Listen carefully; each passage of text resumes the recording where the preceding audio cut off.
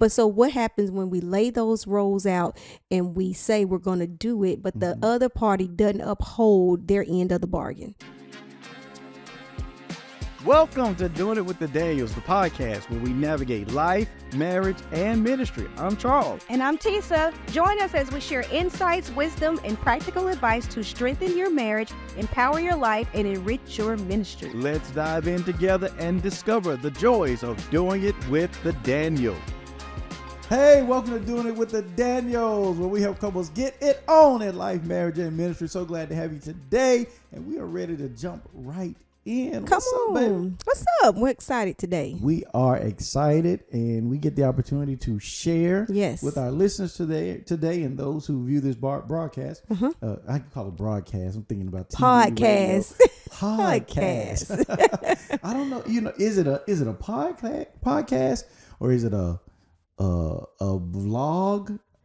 All these different things. There's a video log. They call it a vlog. Then you got the podcast, which is usually audio. We do the video and the audio. Right. So I guess it all ties in together. It doesn't really matter. Whatever way people like to listen to it, we're going to keep pumping it out. Right. And keep trying to help people. It's good. Well, what's up? How you been? It's good. I've been doing good today. Good. How about you? I'm doing good. That's good. I've been with you all day, so I should know how you're doing, but I like to ask. Maybe the people want to know how you're doing. Yeah, I'm doing good. Good. I'm doing really good. I'm excited about today, though. Really? Yes. What are we talking about? Because we're going to be talking about gender roles in marriage. Gender roles and responsibilities. I like to say it like that.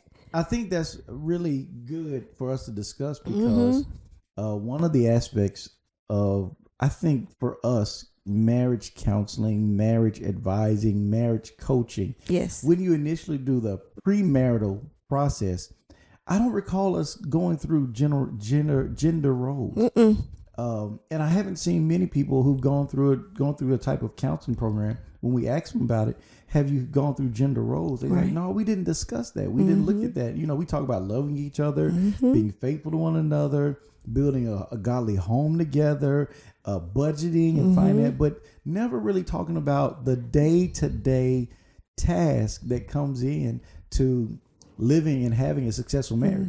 And so when you just said that, what came to my mind was the people that get married that don't go through counseling at all, or they're not even like in the church. And so when they come into the church, it's like we have to go back and now we need to talk about these things because it's usually kind of an off balance there. Yeah. And so that just came to my mind when you was talking about that. Isn't that crazy how when people get married and they're not believers, and then they get in church or have this experience with God and they begin to change their lives and they want to find out how to do marriage God's way. Yes. And it's almost like we have to take them through a whole nother process for understanding marriage God's way because they only understood it from a worldly perspective. Exactly. And so now we have to show them what God's intent was for marriage, what God's expectations are of the husband, of the wife, how you approach it. And many of them are like, wow, I never knew this. I never knew that was a part of how God wanted me to function within my marriage. Exactly. But I love to see it because it's like an aha moment for them. It's just a beautiful thing when they catch it. So I like to see that. I often tell people that marriage was God's idea. So if it was God's idea, if it was implemented and instituted by God, then we have to do it God's way. Yes, exactly. But many times people do it the world's way. And you have all these crazy issues that shows up in the marriage. And then they come to us with all these problems. They're like, why are we having all these problems? Because you're not doing it God's way. It's a God thing. You got to do it His way. Yeah, we tend to do what we see growing up. Yeah. So what we saw mama do, grandmama do, granddaddy do, and how they lived, and we just kind of flow with that. Well, this is what I saw, so this is what I'm going to do. And we bring that into our marriage. Absolutely. I've seen people who, in addition to that, they develop their own beliefs around how it should be. Yeah. And they start making up their own stuff. But if it's opposed to God, and this is where we could talk, this is where you get into some elements of polygamy and all of these additional things that people try to add to marriage. But I like this. I heard this saying, it's not my saying, but I heard somebody say it. I just can't remember who said it, that when we think about marriage, that the intent that God had for man is one man for one woman for one lifetime. Exactly. And that really sticks and resonates with me. I like that because it's a clear-cut view on one man, one woman. You only get one lifetime. So y'all got to do it right and make the best of Yes. it together. Grow. And I love even just thinking about us.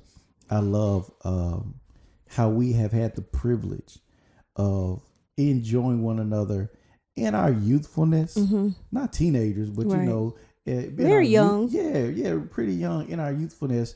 We were young, Yeah. when we got married, and having spent the years that we've spent together now, and then seeing the changes as we change a little bit as time goes by, But it's been so wonderful. Yeah.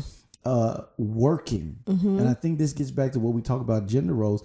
We working together has been a pleasure, and learning that process. It hasn't always been pleasurable, Right. but it has been a pleasure to work with. Because we had to learn how to work as a team. we Yeah. did. So, and that was good. Like you said in the beginning, it was hard. It was difficult. It was challenging, but we got through those hurdles and we got to a better place. Yes. Because I think you brought in what you seen growing up, and I brought what I saw growing up, and we're like trying to put this together, and it's like this don't work for us. So we had to figure out what worked for us, and that's what I like to tell couples: is do what works for you. Don't try to do what works for somebody else, because everybody's different. So what might work for you might not work for somebody else's spouse. And so I always tell them, don't look at us as you can glean from us, but don't try to do exactly what we do. Now, if it works, it just works. Yeah. But if it doesn't, it doesn't work. Right. I can remember that before we jump into the rest of our discussion. Do you remember years ago when you would make reference to somebody else's husband and you would say, well, he do this and he help her with this and that. And I was like, well, that's their business. Yeah. That's their marriage. You was like, that ain't me. He was like, I wish you would do that. Like, well, that ain't me. So, hey, thank God for what they got going on. But I ain't trying to do that. But you changed. I did change. Everything comes with growth and maturity. We change. You're young and you don't have proper perspective. And that's why I love the fact that we get to do this. You know? It for those that it touches, those that it impacts, those that listen to our voice, we're able to help them move past some of the hurdles that we had to grow past. Yeah. You see so they can go faster than we can go. They can go faster and they can go further Yeah. in their marriage. Yeah. They don't have to struggle through the pitfalls and learn their way through the stuff that really is not that important. Right. Exactly. And it just requires you getting over yourself in some areas, getting past some things, and just realizing the big picture of making the marriage better. Yeah, because we made all the mistakes. Yeah. So just listen to us. We make all of them, but we made a lot We of them. made a lot of them. So we're going to help you out. Yeah.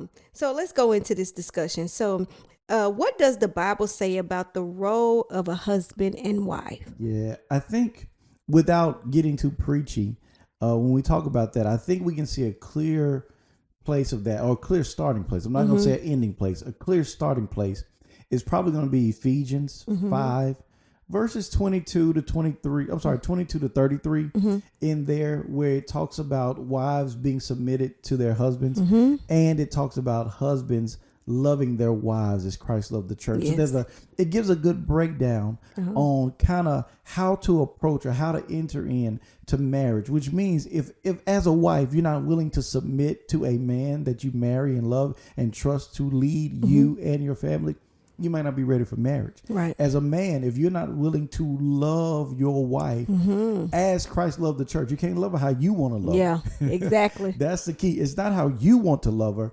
It's understanding how Christ loved the church, and you love your wife that way because he gave himself for the church. Right. So when you marry a woman, you're making the bigger, you expect to make the bigger sacrifice than she does. You are to give all of you. Your life goes into building this marriage and building and supporting her and making sure she accomplishes all and is all that God desires for her to be. And likewise, the Bible talks about wives, respect your husband. So wives have to be willing to respect. If you full of disrespect and you don't know how to talk, maybe you should work on that before you say I do. Exactly. Because that little piece right there can destroy a home. No respect, no love can destroy marriage. Yeah. So I think we see the Bible there. I think even Colossians 3, verse 18 and 19, there's some discussion there, as well as when you see for women specifically. And I think I'm not going to say women. There's some things that can be inferred from Proverbs 31, even for men. So although Proverbs 31 may really talk about a woman who is a wife, Yes. the Proverbs 31 woman, but she's she's a wife. She was many things. She did it all. I was just like, when I was reading it, I was like, hold up, wait a minute. But yeah, she was a wife, a mother.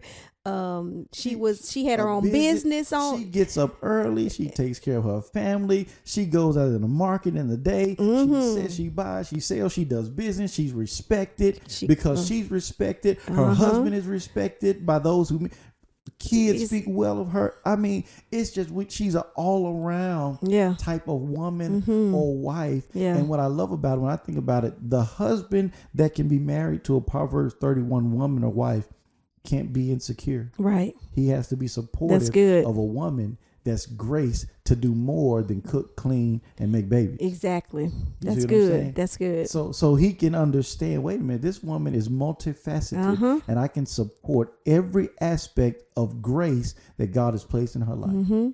That's good. I like that. So the wife can be amazing and the husband knows how to support that without trying to outshine her. And I've seen that too, where some husbands don't understand the role of their wife when God has graced them to do things other than just be a homemaker.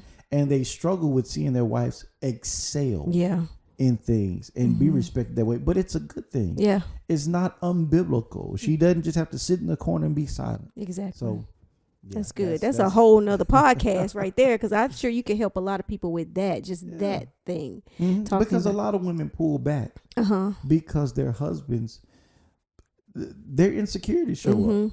They begin to feel inferior if their wife can excel in business and they can't. Yeah. Or she can conduct. But they are one. So if she excels, that means you excel. The whole house excels. The whole house excels. Absolutely. So it's a win-win. Yes. Yeah. 100%. But they don't see it like that. No. But that's why I say I think people reading that and really praying over it, asking God to give them a revelation of kind of that appearance of marriage. Like I said, that's just a starting point of that. But we can talk about Abraham's wife, Sarah, you know, how she called him Lord, you know, how she submitted her. We can talk about all of that, how she carried herself, meek and gentleness, and all of that is, I mean, husbands being providers, all of that it goes into what that looks like in your role in a marriage. Yeah, that's good.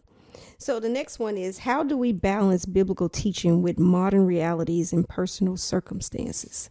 I think you just have to gain understanding. You have to gain understanding. And I think kind of what we just talked about, biblically starting, that kind of feeds into that as well. It's just a matter of understanding how these things fit in 2025. Yeah. You know, it's a different time and a different era, but the approach is still the same. It's still, I always say, make it simple. Boy meets girl. You know, it's still boy meets girl. They get married. They now have to live out these roles as husband and wife, and it's still the same. A husband still expected to love his wife. A wife is still expected to respect her husband. They're still expected to raise a godly family and to care for one another. Husband is still expected to provide in this era, and a wife to support her husband. The only difference is you may see, and it's not really a difference, you may see more emphasis on the working woman than is often portrayed in scripture or in people's traditional view. But women have been working for a long time. It's not new. And they can work if they want to. Some women are great, whether it's business or they work a job. It's just finding that balance of it in the home and in the marriage. So how do we find that balance in the home? Because you got women working, you got men working. And so this is without even having kids. Yeah. So, but when you throw kids in the mix, that's another story. But how do they find the balance when we're both working? How do you define how we function? That's what on day to day they gotta explore gender roles. They have to communicate. They have to look at different things. They have to figure out, how does our life run and what matters, what's important. And so even in this podcast, we're going to provide people with a worksheet, a gender roles type worksheet that they can go through together and discuss, because they may have never done this before. Right. So they can look at those things and say, hey, we never talked about this before we got married. We just jumped in and with our own expectations. Yeah, exactly. And because I have expectations, and then you don't step up to the plate for the realization of those expectations. Now I'm disappointed in you. Exactly. And it's like, no, you can save yourself that disappointment if we sit down and we discuss gender roles. I think that is great. I think they need to sit down and talk about who's going to wash the dishes, who's going to cook, who's going to clean, who's going to take out the trash, who's going to, all of that. And, in a day-to-day task, it's like you can really, the little things, right, can become big things. Absolutely. And so if you don't define what you're going to do and who's responsible for, like the bills, who's going to pay, the bills, are you going to do 50-50, or is the husband going to pay most of the bills, or all the bills? And, so all of that needs to be talked about. Yeah. It needs to be discussed, and you need to be on the same page with all of that. Because when I growing up little, just seeing my mom never said anything about cleaning. She never complained. She cooked. She never complained about doing the cooking. And that's just how I grew up. I just saw her doing this. I don't think I ever really seen my dad do nothing. But that's just how Nothing our family other than take care of his family. Nothing but take care of the family. Yeah, as far as like household stuff. Like he didn't do none of that. Yeah. And there's nothing wrong with that. But that's just not how I grew up. Where you grew up, I think pretty much the same way. Yeah, pretty much. I have little pieces of my dad cleaning, cooking. That wasn't, if he did it, it was maybe, my mom fussed at him about, hey, help out, and he helped out. But other than that, no, just to have the initiative, hey, we're going to clean the house. Oh, I'm going to go here and cook. No, I mean, and you got to be realistic. A lot of men can't cook, but some men like to cook. Some men like can cook. Yep, some can cook, but a lot. So y'all women, y'all blessed. Y'all got these men that be cooking in the kitchen. So that's a blessing. Yeah. But so it's different now. Like as far as my granddaddy, like he ain't getting in the kitchen doing nothing. Yeah. He just is not his thing. But that was a time. That was the expectation of those gender roles during that time. Exactly. And with the changing of time, hey, people change in what they do within the roles of the marriage. Yeah. And so it just needs to be discussed and laid out. But so what happens when we lay those roles out and we say we're going to do it, but the other party doesn't uphold their end of the bargain? You got to revisit it. I mean, it's going to be a lot of that in your marriage. Like, you just got to, you have to. We talk to the ladies, right? Because for the men.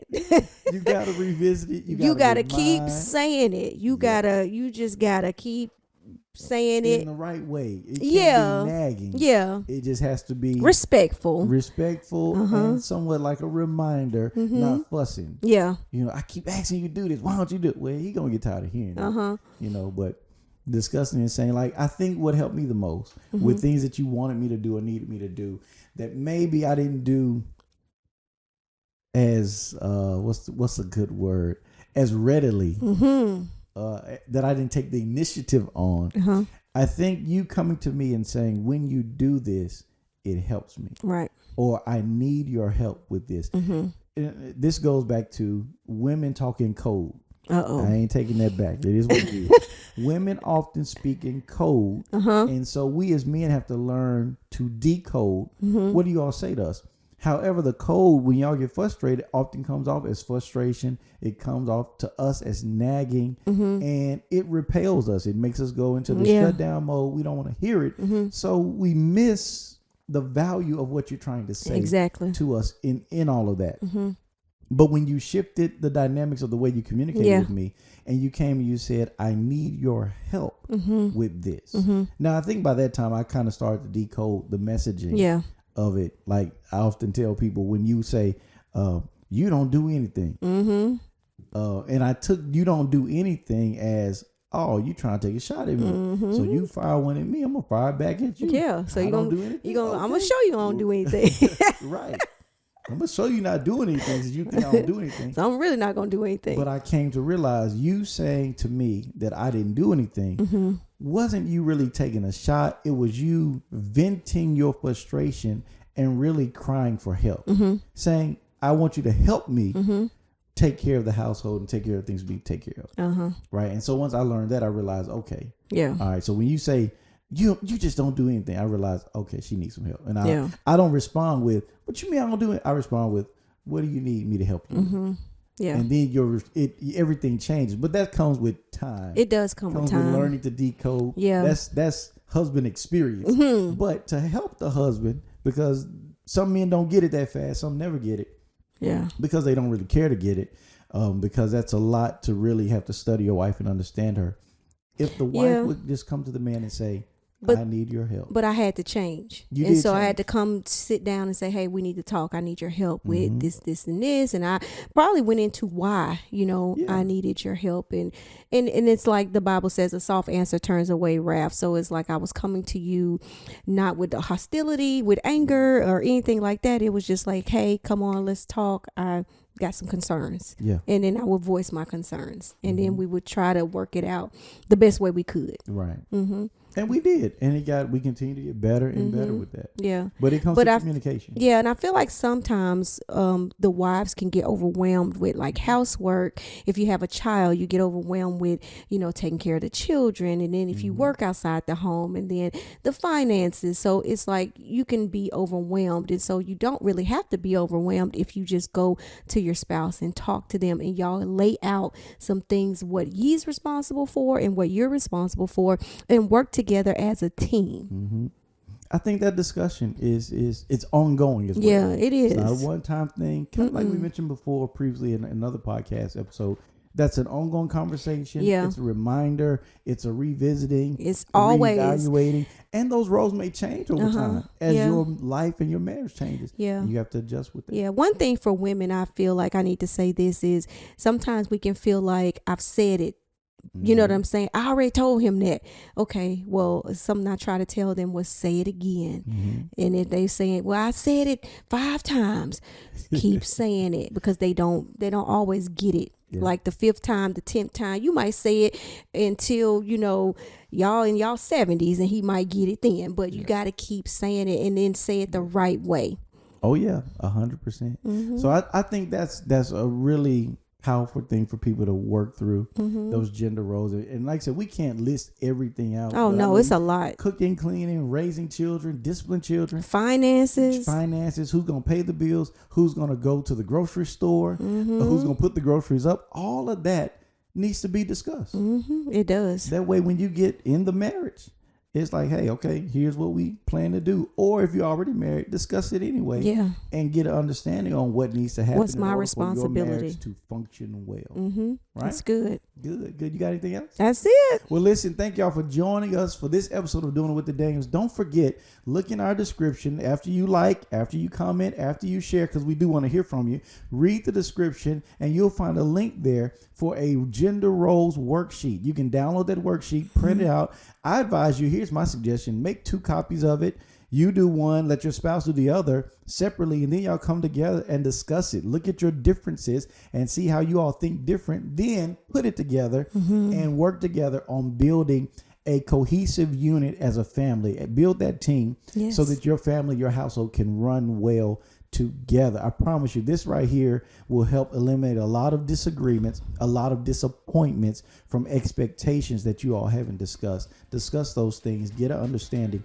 Man, it'll help you. Also, there's some links to our books that we recommend as well. That'll help you as well. So look into that. If you think that'll benefit you, download it, get it, apply it to your life. And I know it's going to change your life. We get testimonies all the time of people who read those books and implemented the tools. Now, you can't just read the book and think it's going to work. Right? You got to read it and implement. Exactly. And it'll help you. These are things Pastor Teese and I have learned, we've grown, and we've implemented, and now we just want to help others. All right. So thank y'all again for joining us. You got anything? Thank you. No, that's it. All right. Love y'all. Y'all be blessed, and we will see y'all next time. Till next time. Till next time. Take care.